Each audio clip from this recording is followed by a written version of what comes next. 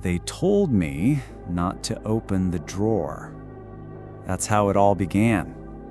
Just 5 words, passed in a hushed whisper from a man with trembling hands and eyes that hadn't seen peace in years. I laughed at him. Nervous laughter. The kind you let out when something feels wrong and your brain doesn't know how to process it. I should have listened. They say curiosity killed the cat. What they don't tell you is that sometimes curiosity kills much more. It was my uncle's house. He died suddenly, alone. Heart attack, the doctor said. I hadn't seen him in years, but the inheritance fell to me. A creaky old cabin in the middle of nowhere. Pine needles blanketed the roof. Moss climbed the porch steps like greedy fingers. Inside, dust clung to every surface like skin. And the drawer sat quietly in his study. The same study where they found his body. I didn't notice the drawer at first. The room was suffocating. Old books, leather chairs, yellowed maps of places that no longer existed. But then I saw the desk. A single oak thing, massive, ugly, built to last a century.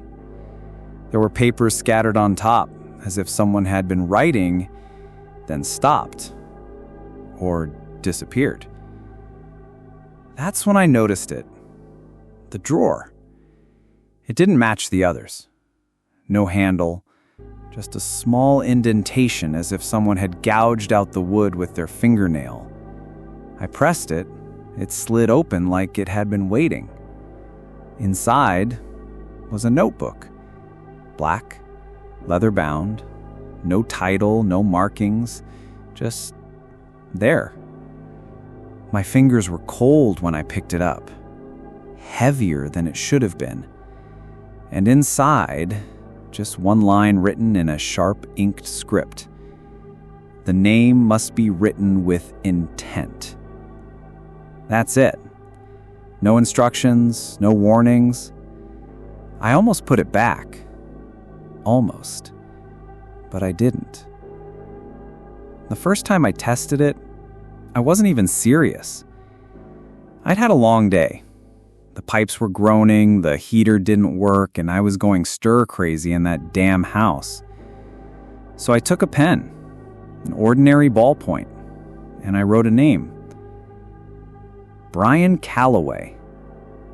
My high school bully. I didn't even know if he was still alive. It was stupid. A joke. I even said it out loud as I wrote, "With intent," I mocked.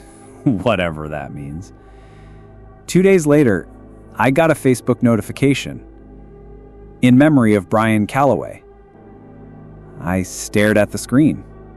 Clicked the post. Car accident. No survivors. I didn't sleep that night. My heart wouldn't stop pounding. I told myself it was coincidence. But in the morning, I opened the notebook, and there it was. Brian's name was gone. The page was blank. That's when it started calling to me. Not with a voice, not with a sound, just a feeling. Like an itch in the back of my skull. Like static in my blood. Every time I tried to sleep, I saw it in my mind. The black leather, the soft rustle of pages. It wanted to be used. And I wanted to use it. I made a list. I told myself it was justice. That night, I wrote 2 names.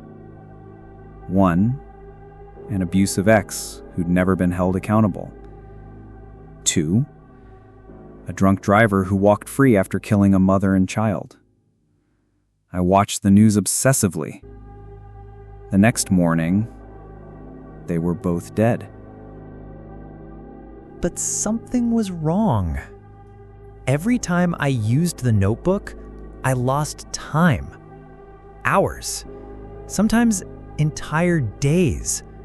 I'd find myself sitting in the study, staring at blank pages. My phone's clock would jump. I started recording myself. On the fourth night, I watched the footage. I saw myself writing, smiling, whispering things, words that didn't make sense. The ink remembers. He sees. One name buys another? I don't remember saying any of it. And the dreams. God, the dreams. A room made of ash, a chair in the center, something sitting in it, shaped like a man, but wrong, made of ink. No eyes, just a mouth that never stopped moving. Every night I got closer. Every night it whispered louder. More. I tried to stop. I really did. I locked the notebook in a metal box, buried it in the woods behind the cabin, marked the spot with stones, and swore I'd never go back. But that night, I woke up with mud on my hands.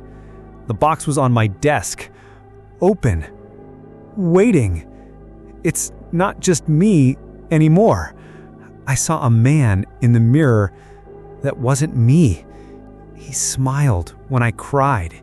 He spoke when I didn't move my lips. He said, "Write one more." I did, but not who you think. I wrote my name. I wanted it to end. I wanted to die before I hurt anyone else. But the page stayed full. My name didn't vanish. Instead, the ink bled. It twisted and reshaped. And when it dried, it wasn't my name anymore. It was yours. So if you're reading this, if you found the notebook, burn it. Don't write. Not even once.